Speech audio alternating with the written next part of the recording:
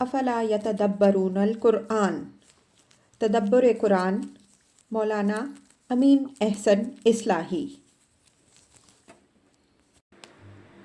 سورۃ الحدید، آیات 1 تا 6۔ اعوذ باللہ من الشیطان الرجیم، بسم اللہ الرحمن الرحیم۔ سبح للہ ما فی السماوات والارض وہو العزیز الحکیم۔ لہ ملک السماوات والارض یحیی ویمیت وہو علی کل شیء قدیر۔ هو الأول والآخر والظاہر والباطن وهو بكل شيء عليم۔ هو الذي خلق السماوات والأرض في 6 أيام ثم استوى على العرش يعلم ما يلج في الأرض وما يخرج منها وما ينزل من السماء وما يعرج فيها وهو معكم أينما كنتم والله بما تعملون بصير۔ له ملك السماوات والأرض وإلى الله ترجع الأمور۔ يولج الليل في النهار ويولج النهار في الليل وهو عليم بذات الصدور۔ ترجمہ: اللہ ہی کی تسبیح کرتی ہیں ساری چیزیں جو آسمانوں اور زمین میں ہیں، اور وہ غالب و حکیم ہے۔ آسمانوں اور زمین کی بادشاہی اسی کی ہے۔ وہی زندہ کرتا ہے اور وہی مارتا ہے، اور وہ ہر چیز پر قادر ہے۔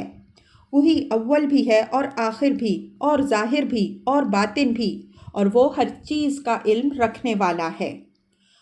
وہی ہے جس نے آسمانوں اور زمین کو پیدا کیا 6 دنوں میں، پھر وہ عرش پر متمکن ہوا۔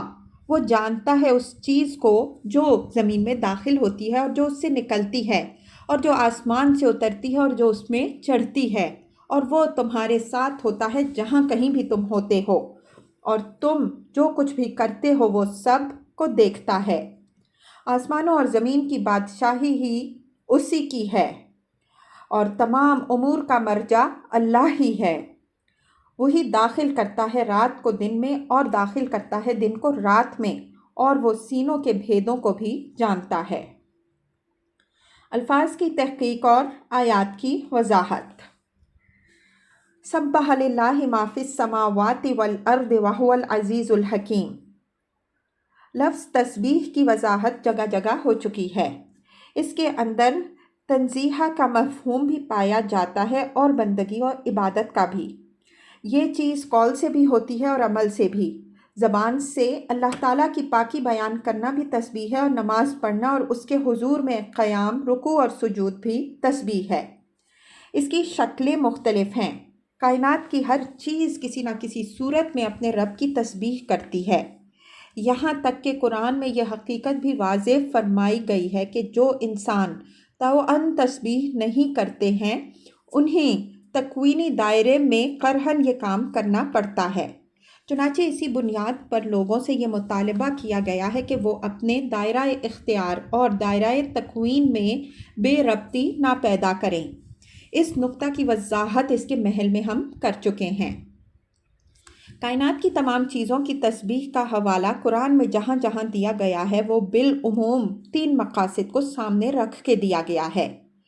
ایک یہ کہ لوگوں کو اس حق کی یاد دہانی کی جائے کہ جب اس کائنات کی ہر چھوٹی بڑی چیز اپنے خالق و مالک کا حق پہچانتی ہے اور اس کی تسبیح کرتی ہے، تو انسان پر بدرجہ اولیٰ یہ حق عائد ہوتا ہے کہ وہ اپنے رب کی تسبیح کرے، اس لیے کہ اللہ تعالیٰ نے اس کو اشرف المخلوقات کا درجہ بخشا اور اپنی خلافت کی خلعت سے نوازا ہے۔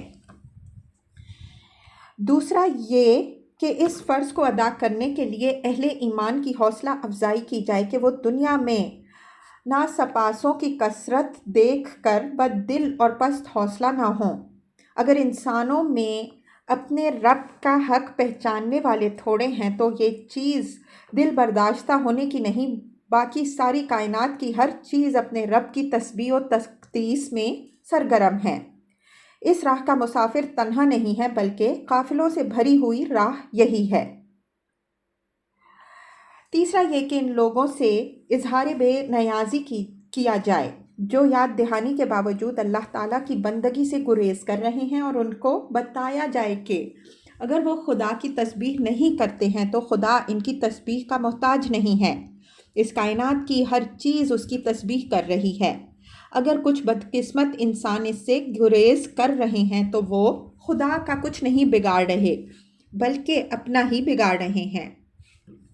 قرآن میں بعض جگہ یہ تینوں مطالب پیش نظر ہیں، بعض جگہ ان میں سے ایک یا دو مد نظر ہیں۔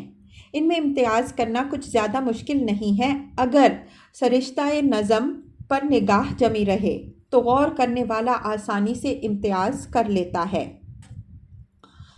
وَهُوَ الْعَزِيزُ الْحَكِيمُ، یعنی اللہ تعالیٰ چونکہ عزیز اور ساتھ ہی حکیم ہے، اس وجہ سے وہی حقدار ہے کہ سب اسی کی تسبیح و بندگی کریں۔ عزیز یعنی ہر چیز پر غالب، ہر اختیار کا مالک، کوئی نہیں جو اس کی دسترس سے باہر ہو، کوئی نہیں جو اس کو دبا سکے یا اپنے زور سے اس پر اثر انداز ہو سکے۔ اس کے ساتھ ساتھ وہ حکیم بھی ہے، اس وجہ سے اس کا ہر فعل حکمت، عدل اور رحمت پر مبنی ہوتا ہے۔ یہ نہیں ہے کہ وہ اپنے زور میں جو چاہے کر ڈالے، خواہ اس میں حکمت و غایت ہو یا نہ ہو۔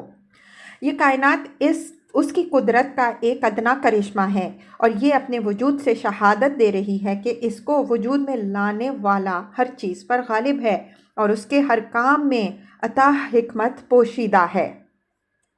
اس کی یہ حکمت مقتضی ہے کہ وہ ایک ایسا دن بھی لائے جس میں ان لوگوں کو صلہ عطا فرمائے جنہوں نے اس کے مقرر کیے ہوئے حدود کے اندر زندگی گزاری، اور ان لوگوں کو سزا دے جنہوں نے اس کے حدود سے تجاوز کیا۔ اگر وہ ایسا نہ کر سکے تو یہ اس کی عزت و قدرت کے منافی ہے، اور اگر کر سکنے کے باوصف نہ کرے تو یہ اس کی حکمت اور اس کے عدل و رحمت کے منافی ہے۔ اس کے بغیر یہ دنیا بازیچہ اطفال اور ایک اندھیر نگری بن کر رہ جاتی ہے، اور ایک عزیز و حکیم کی شان کے یہ بالکل خلاف ہے کہ وہ اتنا بڑا کارخانہ محض کھیل تماشے کے طور پر بنا ڈالے۔ لَہُ مُلْکُ السَّمَاوَاتِ وَالْأَرْضِ یُحْیِی وَیُمِیتُ وَهُوَ عَلَىٰ کُلِّ شَیْءٍ قدیر، یعنی آسمانوں اور زمین کی بادشاہی اسی کے ہاتھ میں ہے، کوئی دوسرا اس کے اقتدار میں ساجھی نہیں ہے کہ کسی قسم کی مداخلت کر سکے۔ یحیی و یمیت، وہی زندگی بخشتا اور موت دیتا ہے، یعنی جب زندگی اس کی بخشی ہوئی ہے اور موت بھی اسی کے حکم سے واقع ہوتی ہے تو اس کی بادشاہی میں کسی اور کی حصے داری کی گنجائش کہاں سے نکلی؟ وَهُوَ عَلَىٰ كُلِّ شَيْءٍ قدیر، یعنی کوئی کام اس کی قدرت سے باہر نہیں ہے کہ وہ کسی معاون و مددگار کا محتاج ہو۔ اپنی مملکت کے ایک ایک چپا پر وہ خود قابض و متصرف ہے، اور جو چاہے براہ راست اپنے کلمہ کن سے کر سکتا ہے۔ هُوَ الْأَوَّلُ وَالْآخِرُ وَالظَّاهِرُ وَالْبَاطِنُ وَهُوَ بِكُلِّ شَيْءٍ عَلِيمٌ۔ احاطۂ قدرت کے بعد یہ اس کے احاطۂ علم کا بیان ہے کہ وہی اول ہے اور وہی آخر ہے۔ جب کچھ نہیں تھا وہ تھا، اور جب کچھ نہیں ہوگا تب بھی وہ ہوگا۔ اسی نے ہر چیز کا آغاز کیا ہے اور بالآخر ہر چیز کی وراثت اسی کو لوٹنے والی ہے۔ وَالظَّاہِرُ وَالْبَاطِنُ کی تفسیر نبی صلی اللہ علیہ وآلہ وسلم نے یوں فرمائی: انت الظاہر فلیس فوقک شیء وانت الباطن فلیس دونک شیء۔ تو ظاہر ہے پس کوئی چیز تجھ سے اوپر نہیں، اور تو باطن ہے پس کوئی چیز تجھ سے اوجھل نہیں۔ آیت 13 میں یہ الفاظ بالکل اسی معنی میں استعمال ہوئے ہیں جس معنی میں ہم اندر باہر کے الفاظ بولتے ہیں، اور یعنی اللہ تعالیٰ کا علم اندر و باہر ہر چیز کو محیط ہے۔ وَهُوَ بِكُلِّ شَيْءٍ عَلِيمٌ، یہ ایک کلیہ کی شکل میں خلاصہ سامنے رکھ دیا گیا کہ وہ ہر چیز کو جانتا ہے، اس کے ظاہر و باطن سب پر یکساں ہیں۔ हुवल्लज़ी ख़लक़स्समावाति वल अर्द फ़ी सित्तति अय्यामिन सुम्मा इस्तवा अलल अर्श यअलमु मा यलिजु फ़िल अर्दि व मा यख़रुजु मिन्हा व मा यंज़िलु मिनस समाइ व मा यअरुजु फ़ीहा व हुवा मअकुम ऐनमा कुंतुम वल्लाहु बिमा तामलूना बसीर।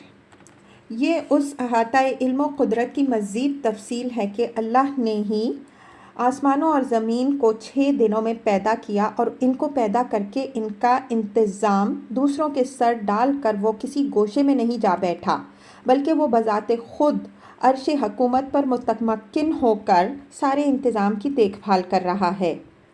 अर्श ताबीर है ज़माम इक़्तिदार और हुकूमत की। फ़ी सित्तति अय्याम की वजाहत हम दूसरे मकामात में कर चुके हैं कि इससे मुराद हमारे अय्याम नहीं बल्कि खुदाई अय्याम हैं। कुरान में जहाँ कहीं आसमानों और ज़मीन के 6 दिनों में पैदा किए जाने का ज़िक्र है, उससे मकसूद इस एहतमाम ख़ास की तरफ हमको मुतवज्जे करना है जो अल्लाह ताला ने इनके पैदा करने में मलहूज़ रखा है, और फिर इससे ये नतीजा निकाला है कि जो चीज़ अल्लाह ताला ने इस एहतमाम से पैदा की है, किस तरह मुमकिन है कि इसको पैदा करके वो उससे बिल्कुल बेताल्लुक़ होके बैठ रहे, ना उसके खैर से इसे कोई दिलचस्पी रहे, ना उसके शर से इसे कोई ताल्लुक़। लोग जो धांधली चाहें इसमें मचाते फिरें और वो खामोश तमाशाई की तरह तमाशा देखता रहे। अगर वो ऐसा करे तो इसके माना ये हुए कि उसने ये सारी कायनात महज एक खेल के तौर पर बनाई है, जिसमें एहतमाम तो उसने बहुत सर्फ किया मगर उसका मकसद कुछ भी नहीं। यअलमु मा यलिजु फ़िल अर्दि व मा यख़रुजु मिन्हा व मा यंज़िलु मिनस समाइ व मा यअरुजु फ़ीहा व हुवा मअकुम ऐनमा कुंतुम वल्लाहु बिमा तामलूना बसीर। ये वजाहत है इस बात की कि वो नहायत बेदार मग़ज़ी और जुज़रसी के साथ अपनी मुमलिकत की देखभाल कर रहा है। फरमाया कि ज़मीन में जो चीज़ दाखिल होती है वो उसको भी जानता है और जो चीज़ निकलती है उसको भी जानता है। इसी तरह जो चीज़ आसमान से उतरती है वो भी उसके इल्म में होती है, और जो चीज़ उसमें चढ़ती है उससे भी वो बाखबर होता है। नीज़ तुम जहाँ कहीं भी होते हो अल्लाह ताला तुम्हारे साथ होता है, और जो कुछ भी तुम करते हो उसको देख रहा होता है।